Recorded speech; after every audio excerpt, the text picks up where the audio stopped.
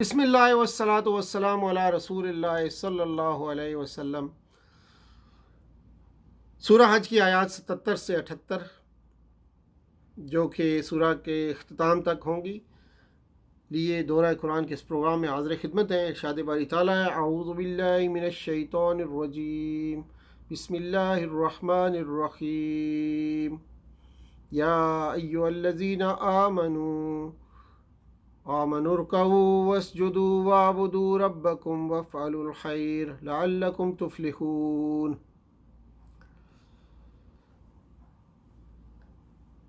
عنوان ہے شہادت حق، لیکون الرسول شہیدا علیکم وتکونوا شہداء علی الناس، تاکہ رسول تم پر گواہ ہو اور تم لوگوں پر گواہ ہو۔ شہادت حق وہ عظیم ذمہ داری ہے جو ایک مسلمان ہونے کی حیثیت سے ہم پر عائد ہوتی ہے۔ ہم صرف اتنا کہہ کر نہیں چھوٹ سکتے کہ ہم مسلمان ہیں اور ہم نے اللہ کو اس کے دین کو دین مان لیا ہے، بلکہ جب ہم نے اللہ کو اپنا الہ معبود مانا ہے تو اس کے ساتھ ہم پر کچھ ذمہ داریاں بھی عائد ہوتی ہیں جن کا شعور ہمیں ہونا چاہیے۔ وہ ذمہ داریاں صرف یہی نہیں ہیں کہ ہم اللہ پر، اس کے فرشتوں پر، اس کی کتابوں پر، اس کے رسولوں پر، یوم آخرت پر ایمان لائیں، اور صرف اتنی بھی نہیں ہے کہ ہم نماز پڑھیں، روزہ رکھیں، حج کریں اور زکوٰۃ دے دیں،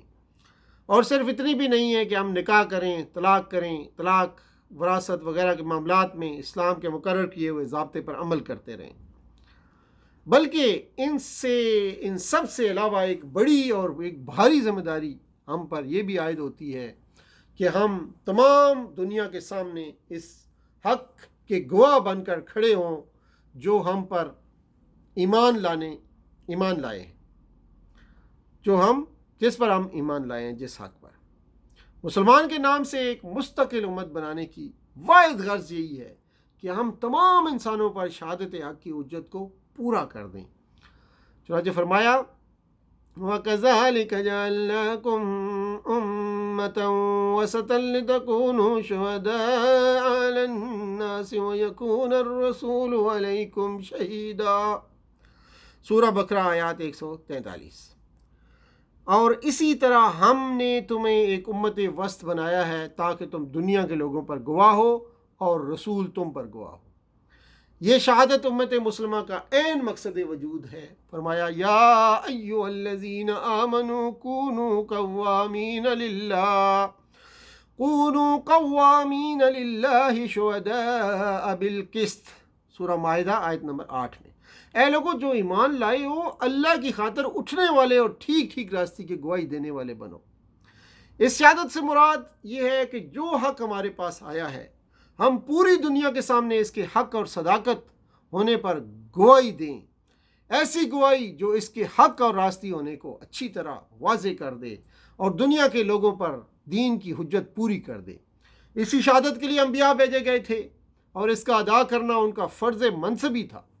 اور پھر یہی شہادت تمام انبیاء کے بعد ان کی امتوں پر فرض ہوتی رہی۔ رسول اللہ صلی اللہ علیہ وسلم کے بعد یہ فرض امت مسلمہ پر بحیثیت مجموعی اسی طرح عائد ہوتا ہے جس طرح رسول اللہ صلی اللہ علیہ وسلم پر آپ کی زندگی میں عائد ہوا تھا۔ اس گواہی کی اہمیت کا اندازہ اس بات سے بخوبی کیا جا سکتا ہے کہ اللہ تعالیٰ کے جزا و سزا کے قانون کی ساری بنیاد ہی اس گواہی پر ہے۔ یہ شہادت جو اللہ تعالیٰ نے اپنے پیغمبروں سے دلوائی، اس کی غرض قرآن مجید میں صاف صاف یہی بتائی گئی کہ لوگوں کو اللہ پر یہ حجت قائم کرنے کا موقع باقی نہ رہے کہ ہم بے خبر تھے اور ہمیں اس چیز پر پکڑتے ہیں، آپ ہمیں اس چیز پر پکڑتے ہیں جس سے ہمیں خبرداری نہ کیا گیا تھا۔ اللہ تعالیٰ نے فرمایا، رسلا مبشرین ومنذرین لئلا يكون الناس على الله حجت بعد الرسل وكان الله عزیزا حکیما۔ یہ سارے رسول خوشخبری دینے والے اور ڈرانے والے بنا کر بھیجے گئے تھے تاکہ انہیں مبعوث کر دینے کے بعد لوگوں کے پاس اللہ کے مقابلے میں کوئی حجت نہ رہے۔ اسی طرح اللہ تعالیٰ نے لوگوں کی حجت اپنے اوپر سے اتار کر پیغمبروں پر ڈال دی، اور پیغمبر اس ذمہ داری کے منصب پر کھڑے کر دیے گئے۔ اگر وہ شہادت حق کا ٹھیک ٹھیک ادراک کر دیں تو لوگ اپنے اعمال پر خود باس پرس کے مستحق ہوں گے۔ اگر وہ شہادت حق کا حق ٹھیک ٹھیک ادا کر دیں تو لوگ اپنے اعمال پر خود باس پرس کے مستحق ہوں گے، اور اگر ان کی طرف سے اس میں کوتاہی ہو تو ان کی گمراہی کی باس پرس پیغمبروں سے کی جائے۔ یہی وجہ ہے کہ انبیاء علیہ السلام اپنے اوپر اس ذمہ داری کے بعد کو بڑی شدت کے ساتھ محسوس کرتے تھے، اور اسی بنا پر انہوں نے اس کے لیے جان توڑ کوششیں کر ڈالیں۔ تمام پیغمبروں کے بعد یہ ذمہ داری ان کی امتوں کے حوالے کی گئی، اور اب یہ منصب اس امت کے حصے میں آیا ہے۔ انبیاء کی قائم مقام ہونے کی حیثیت سے اس کا یہ مقام قرار پایا کہ اگر یہ امت شہادت حق کا حق ادا کر دے اور لوگ درست نہ ہوں تو یہ اجر پائے گی اور لوگ پکڑے جائیں گے، اور اگر یہ شہادت حق دینے میں کوتاہی کرے یا حق کے بجائے الٹی باطل کی شہادت دینے کے لگے تو یہ لوگوں سے پہلے یہ پکڑی جائے۔ شہادت حق کی باری ذمہ داری کے ادا کرنے کے دو طریقے ہیں، ایک قولی شہادت اور دوسرا عملی شہادت۔ قولی شہادت کی صورت یہ ہے کہ ہم زبان سے اور قلم سے دنیا پر اس حق کو واضح کریں جو انبیاء کے ذریعے سے ہمیں پہنچا ہے۔ اس غرض کے لیے سمجھانے اور دل نشیں کرنے کے جتنے طریقے ممکن ہیں، اور تبلیغ اور دعوت اور نشر و اشاعت کے جتنے ذرائع ممکن ہیں، ان سب کو بروئے کار لاتے ہوئے ہم دنیا کو اس دین کی تعلیم سے روشناس کریں جو اللہ نے انسانوں کے لیے مقرر کیا ہے۔ اس قولی شہادت کا حق اس وقت تک ادا نہیں ہو سکتا جب تک امت مجموعی طور پر ہدایت خلق کے لیے اسی طرح فکر مند نہ ہو جس طرح انبیاء علیہ السلام اس کے لیے فکر مند ہوا کرتے تھے۔ یہ حق ادا کرنے کے لیے ضروری ہے کہ یہ کام ہماری تمام اجتماعی کوششوں اور قومی جدوجہد کا مرکزی نقطہ ہو۔ ہم اپنے دل و دماغ کی ساری قوتیں اور اپنے سارے وسائل ذرائع اسی پر لگا دیں۔ ہمارے تمام کاموں میں یہ مقصد لازماً ملحوظ رہے، اور اپنے درمیان سے کسی ایسی آواز کے اٹھنے کو تو کسی حال میں ہم برداشت ہی نہ کریں جو حق کے خلاف شہادت دینے والی ہو۔ عملی شہادت کا مطلب یہ ہے کہ اپنی زندگی میں ان اصولوں کا عملاً مظاہرہ کریں جنہیں ہم حق کہتے ہیں۔ دنیا صرف ہماری زبان ہی سے ان کی صداقت کا ذکر نہ سنے، بلکہ خود اپنی آنکھوں سے خود ہماری زندگی میں ان خوبیوں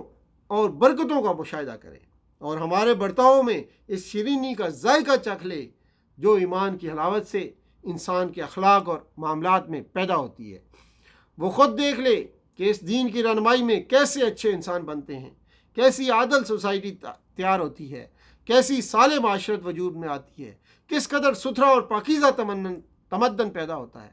کیسے صحیح خطوط اور علوم و آداب اور فنون کا نشو و نما ہوتا ہے، کیسا منصفانہ، ہمدردانہ اور بے نظا معاشی تعاون رونما ہوتا ہے، انفرادی اور اجتماعی زندگی کا ہر پہلو کس طرح سدھر جاتا ہے، سنور جاتا ہے اور بھلائیوں سے مالا مال ہو جاتا ہے۔ اس شہادت کا حق صرف اس وقت ادا ہو سکتا ہے کہ ہم فردن بھی اور قومی حیثیت سے بھی اپنے دین کی حقانیت پر مجسم شہادت بن جائیں۔ ہمارے افراد کا کردار اس کی صداقت کا ثبوت دے، ہمارے گھر اس کی خوشبو سے مہکیں، ہماری دکانیں اور ہمارے کارخانے اس کی روشنی سے جگمگائیں، ہمارے ادارے اور ہمارے مدرسے اس کے نور سے منور ہوں، ہمارا لٹریچر اس کی خوبیوں کی سند پیش کرے، ہماری قومی پالیسی اجتماعی صحیح و جدوجہد اس کے برق ہونے کی روشن دلیل ہو۔ غرض ہم سے جہاں اور جس حیثیت سے بھی کسی شخص یا قوم سے واسطہ پیش آئے، وہ ہمارے شخصی اور قومی کردار میں اس بات کا ثبوت پا لے کہ جن اصولوں کو ہم حق کہتے ہیں وہ واقعی حق ہیں، اور ان سے فی الواقع انسانی زندگی اصلاح اور اعلیٰ اور ارفع ہو جاتی ہے۔ معلوم ہوا کہ اس شہادت کی تکمیل صرف اس وقت ہو سکتی ہے جب کہ انہی اصولوں پر ایک اسٹیٹ قائم ہو جائے، اور وہ پورے دین کو عمل میں لا کر اپنے عدل و انصاف سے، اپنی اصلاحی پروگرام سے، اپنے حسن انتظام سے، اپنے امن سے، اپنے باشندوں کی فلاح و بہبود سے،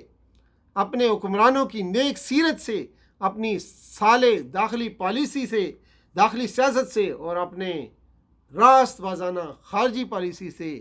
اپنی شریفانہ جنگ سے، اور اپنی وفادارانہ صلح سے ساری دنیا کے سامنے اس بات کی شہادت دے کہ جس دین نے اسٹیٹ کو جنم دیا ہے وہی در حقیقت انسانی فلاح کا ضامن ہے، اور اسی کی پیروی میں فلاح نوع انسانی کی بھلائی اور فلاح ہے۔ یہ شہادت جب قولی شہادت کے ساتھ مل جائے تب وہ ذمہ داری پوری طرح ادا ہو جاتی ہے جو امت مسلمہ پر ڈالی گئی ہے، تب ہی نوع انسانی پر اتمام حجت ہوتا ہے، تب ہی ہماری امت اس قابل ہوتی ہے کہ آخرت کی عدالت میں نبی صلی اللہ علیہ وسلم کے بعد کھڑی ہو کر شہادت دے سکے کہ جو کچھ محمد صلی اللہ علیہ وسلم نے ہمیں پہنچایا تھا وہ ہم نے لوگوں تک پہنچا دیا، اور اس پر بھی جو لوگ رائے راست پر نہ آئے وہ اپنی کجروی اور گمراہی کے خود ذمہ دار ہیں۔ یہ شہادت گئے الفت میں قدم رکھنا ہے۔ لوگ آسان سمجھتے ہیں مسلمان ہونا۔ آج ہم اگر اپنے قولی شہادت کا جائزہ لیں تو مسلمانوں کی عام شہادت اسلام کے حق میں نہیں بلکہ اس کے خلاف جا رہی ہے۔ اسی طرح ہماری عملی شہادت کا حال قولی شہادت سے بھی بدتر ہے۔ انفرادی طور پر عام مسلمان اپنے عمل میں اسلام کی نمائندگی نہیں کر رہے ہیں، کیونکہ وہ جھوٹ بول رہے ہیں، خیانت کر رہے ہیں، دھوکہ دے رہے ہیں۔ وہ اپنے قول و قرار سے پھر سکتے ہیں، وہ چوری اور ڈاکہ زنی کر سکتے ہیں، وہ دنگا فساد کر سکتے ہیں، وہ بے غیرتی اور بے حیائی کے سارے کام کر سکتے ہیں۔ پھر ہماری معاشرت، ہمارا رہن سہن، ہماری رسم و رواج، ہماری تقریبات، ہمارے جلسے جلوس، ہماری اجتماعی زندگی کا کوئی پہلو ایسا نہیں ہے جس میں ہم اسلام کے کسی حد تک بھی صحیح نمائندگی کرتے ہوں۔ یہ چیز گویا اس بات کی زندہ شہادت ہے کہ اسلام کے پیرو خود ہی اپنے لیے اسلام کے بجائے جاہلیت کو زیادہ قابل ترجیح سمجھتے ہیں، اور ہمارا اجتماعی عمل گواہی دے رہا ہے کہ اس دین کا کوئی طریقہ ہمیں پسند نہیں، اس کے کسی قانون میں ہم اپنی فلاح و نجات نہیں پاتے ہیں۔ اس کے کتمان حق کی سزا دنیا میں بھی ہمیں خوب مل چکی ہے، اور آخرت کی سزا سے بھی ہم کسی طرح بچ نہیں سکتے۔ اگر ہم ان برائیوں کے پیدا کرنے کے ذمہ دار نہیں ہیں تو ان کی پیدائش کے اسباب باقی رکھنے اور انہیں پھیلنے کی اجازت دینے کے ذمہ دار تو ضرور ہیں۔ دنیا کی صفائی اور اصلاح کے ذمہ دار ہم تھے۔ ہم نے اپنا فرض منصب ادا کرنا چھوڑا تو دنیا خاردار جنگلوں سے بھر گئی، اور ان کا سب سے زیادہ پرخار حصہ ہمارے نصیب میں لکھا گیا۔ آج ہم اپنے آپ کو مسلمان کہہ کر نمائندے تو اسلام کے بنے ہوئے ہیں، مگر اپنے مجموعی قول و عمل سے شہادت زیادہ تر جاہلیت، شرک، دنیا پرستی، اخلاقی بے قیدی کی دے رہے ہیں۔ اس صورت میں نہ ہماری دنیا درست ہو سکتی ہے اور نہ ہماری آخرت سنور سکتی ہے۔ یہ بات واضح ہے کہ دین کا ایک بہت ہی قلیل حصہ انفرادی زندگی سے تعلق رکھتا ہے۔ اسے اگر ہم قائم بھی کر لیا تو نہ پورا دین ہی قائم ہوگا اور نہ ہی اس کی شہادت ادا ہو سکے گی، بلکہ جب اجتماعی زندگی پر نظام کفر مسلط ہو تو خود انفرادی زندگی کے بھی بیشتر حصوں میں دین قائم نہ کیا جا سکے گا، اور اجتماعی نظام کی گرفت روز بروز اس انفرادی اسلام کی حدود گھٹاتی چلی جائے گی۔ اس لیے پورے دین کو قائم کرنے اور اس کی صحیح شہادت ادا کرنے کے لیے قطعاً ناگزیر ہے کہ تمام ایسے لوگ جو مسلمان ہونے کی ذمہ داریوں کا شعور اور انہیں ادا کرنے کا ارادہ رکھتے ہوں متحد ہو جائیں اور منظم طریقے سے دین کو عملاً قائم کرنے اور دنیا کو اس کی طرف دعوت دینے کی کوشش کریں، اور ان مزاحمتوں کو راستے سے ہٹائیں جو اقامت دین اور دعوت دین کی راہ میں حائل ہیں۔ یہ اجتماعی کام اجتماعیت اور مضبوط تنظیم کے بغیر نہیں ہو سکتے۔ اس لیے تو رسول اللہ صلی اللہ علیہ وسلم نے جماعت کے بغیر زندگی کو جاہلیت کی زندگی اور جماعت سے علیحدہ رہنے کو اسلام سے علیحدہ کا ہم معنی قرار دیا ہے۔ فرمایا میں تمہیں 5 باتوں کا حکم دیتا ہوں، وہ یہ ہے کہ جماعت کا، سمع کا، اطاعت کا، ہجرت کا اور اللہ کی راہ میں جہاد کا۔ جو شخص جماعت سے بالشت بر ہٹا، الگ ہوا، اس نے اسلام کا حلقہ اپنی گردن سے اتار پھینکا، الا یہ کہ پھر وہ جماعت کی طرف پلٹ آئے، اور جس نے جاہلیت